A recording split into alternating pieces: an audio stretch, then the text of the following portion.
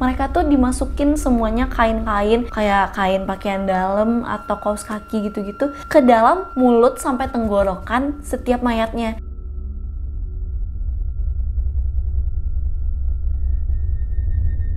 Halo teman-teman semuanya, balik lagi di channel Vira Patrin, tempat Vira bercerita. Yeay. Nah, kali ini Vira punya sebuah kisah buat teman-teman semuanya yang cukup menarik karena ini merupakan kisah nyata dari sebuah film horor terkenal. Buat teman-teman yang suka banget sama film-film horor, pasti udah nggak asing juga sama film yang satu ini, yaitu film IT.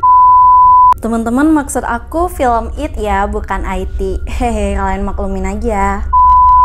Film yang berceritakan tentang seorang badut, Pennywise, yang merupakan pembunuh dan sering banget mengganggu anak-anak, khususnya remaja laki-laki. Nah, sebelum Vira menceritakan nih gimana sih kisah asli di balik film horor ini, teman-teman jangan lupa buat support channel Vira biar Vira tambah semangat kontennya. Jadi subscribe ya teman-teman, like, komen, dan juga share ke teman-teman kalian yang suka nontonin channel-channel kayak film ini. Diangkat dari novel terkenal dengan judul yang sama, karya Stephen King pada tahun 1986. Nah, di novel ini Stephen King itu bercerita tentang seorang badut jahat yang dia itu mengganggu anak-anak remaja laki-laki, melakukan pembunuhan dan juga melakukan hal-hal berbau kejahatan seksual kepada para remaja laki-laki itu. Nah, ternyata si Stephen King ini mendapatkan inspirasi tokoh utama di novelnya itu dari kisah nyata. Si badut di novelnya itu ternyata ada nih di dunia nyatanya bernama John Wayne Gacy. Jadi si John Wayne Gacy ini lahir pada 17 Maret 1942 di Chicago dengan orang tuanya merupakan berkebangsaan Denmark dan juga Polandia. Dan sayangnya dia itu lahir di keluarga yang tidak baik karena ayahnya merupakan seorang alkoholik, sering banget mabuk. Pulang-pulang mabok, ayahnya itu suka mukulin anak-anaknya dan juga mukulin istrinya. Nah, si kakak dari si Gacy ini namanya Karen bilang kalau misalnya si Gacy ini tuh merupakan anak yang dari kecil ketika dipukuli dia tuh nggak pernah nangis, tapi dia itu menyimpan dendam dan diam-diam belajar ilmu-ilmu bela diri, gimana cara mukul, gimana cara megang senjata-senjata tumpul gitu karena dia itu berniat untuk membalaskan dendamnya kepada ayahnya yang sering memukulinya. Jadi dia itu kepribadiannya udah keras banget di umur dia yang masih anak-anak. Nah, ketika sekolah si Gacy ini juga diasingkan oleh teman-temannya. Pertama karena kepribadian dia yang aneh, terkesan kasar, dan selanjutnya karena dia juga memiliki kelainan jantung gitu. Nah, jadi anak-anak lain tuh kayak, aduh ngapain sih temenin sama orang aneh. Nah, si Gacy ini tuh makin-makin beda deh kepribadiannya sama anak-anak yang normal saat itu. Ayahnya ini menganggap Gacy ini adalah anak yang gagal bagi dia karena si Gacy itu memiliki kelainan jantung dan menurut ayahnya juga sosialnya juga lain. Tapi sebenarnya si Gacy ini lain karena emang ayahnya juga alkoholik gitu, suka mukulin dia. Ya iyalah, mental anaknya jadi kena dari kecil dipukulin gitu kan. Nah, tapi si Gacy ini tetap beranjak dewasa seperti anak-anak normal lainnya walaupun sosialnya jelek. Nah, tapi ternyata dia cukup pintar nih si Gacy ini. Nah, dia berhasil menjadi seorang manajer di sebuah restoran cepat saji pada tahun 1960-an dan lanjut dia juga menjadi kontraktor bangunan pada tahun 1970-an. Nah, berarti walaupun masa lalunya kelam kayak gitu, tapi ternyata dia juga berhasil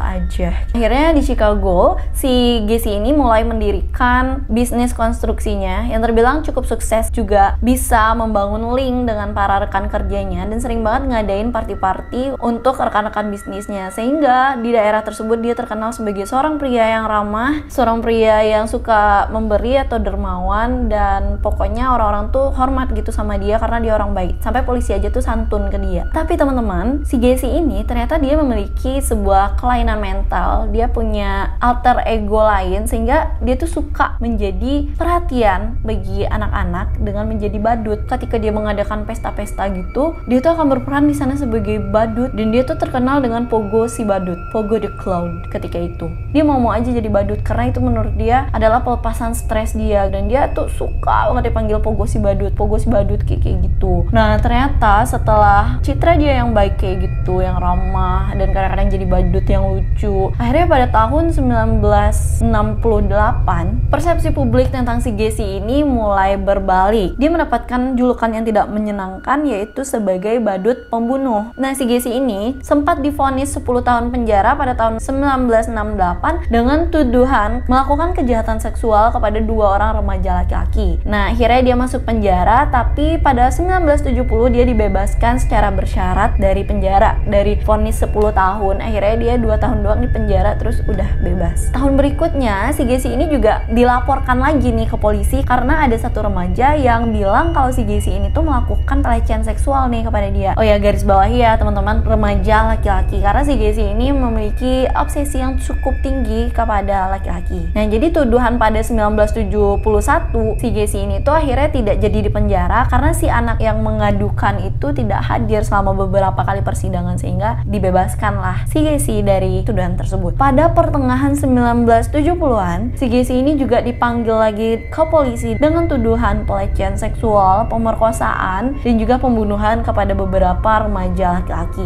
Gacy menyebut periode hidupnya di 1970-an itu adalah tahun-tahun perjalanannya memahami dirinya sendiri. Jadi kayak dia mencari jati diri dengan melakukan hal-hal pelanggaran seksual dan juga pembunuhan, dan dia bilang itu adalah proses mencari jati dirinya. Nah, kasus besar yang akhirnya menjadikan si Gacy ini di penjara yaitu pada 11 Desember 1978, remaja laki-laki bernama Robert Peace yang hilang. Jadi si Robert ini pamit ke ibunya untuk pergi bertemu si Gacy untuk membicarakan bisnis, dan setelah itu si Robert nggak pernah pulang lagi. Jadinya ibu ini mengadukan peristiwa ini kepada polisi. Akhirnya polisi mulailah menyelidiki kasus ini, dan 10 hari kemudian polisi menggeledah rumahnya si Gacy. Ini pada tahun 1978 ya teman-teman. Sedangkan dari 1968 si Gacy ini tuh udah terkenal banyak banget kasus yang tadi aku udah ceritakan, yaitu pelecehan seksual, pemerkosaan kepada anak laki-laki. Namun belum ada nih yang pembunuhan.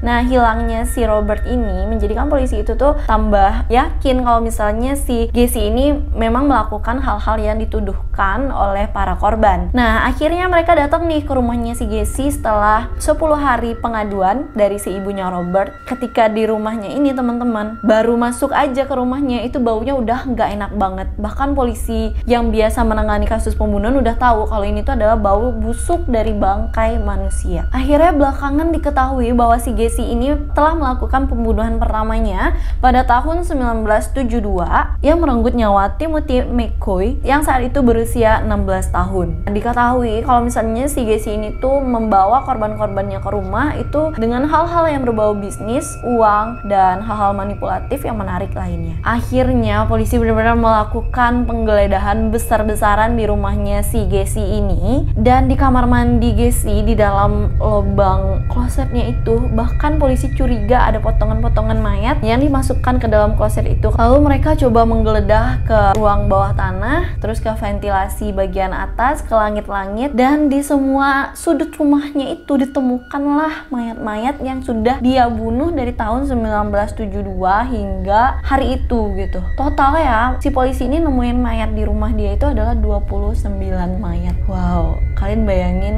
si Gacy ini membunuh 29 orang. Terus mayatnya itu disimpan di rumahnya dan dia hidup bertahun-tahun dengan bau busuk dari bangkai manusia. Ini kayaknya juga memang nggak normal banget ya si Gacy ini. Dari 29 mayat tersebut, 26-nya ditemukan di ruang bawah tanah dan beberapa di langit-langit rumahnya, dan 3-nya lagi itu dikuburkan di halaman belakang rumahnya. Polisi juga menemukan jaket yang terakhir Robert pakai di rumah itu, tapi mayat si Robert ini tidak ditemukan di rumah itu. Nah, akhirnya nih si Gacy ini bilang kalau dia tuh udah ngebunuh sekitar 30 orangan. Jadi si Gacy ini dia membawa korbannya ini ke rumah, lalu dia lakukanlah pelecehan-pelecehan seksual kepada korban-korbannya yang laki-laki ini, dan juga diperkosa segala macam. Lalu dia aniaya, dia siksa dengan diikat, disilet, pokoknya hal-hal yang pernah dilakukan oleh ayahnya ke dia waktu kecil dia lakukan ke korban-korbannya sebelum akhirnya korbannya ini dibunuh. Akhirnya 29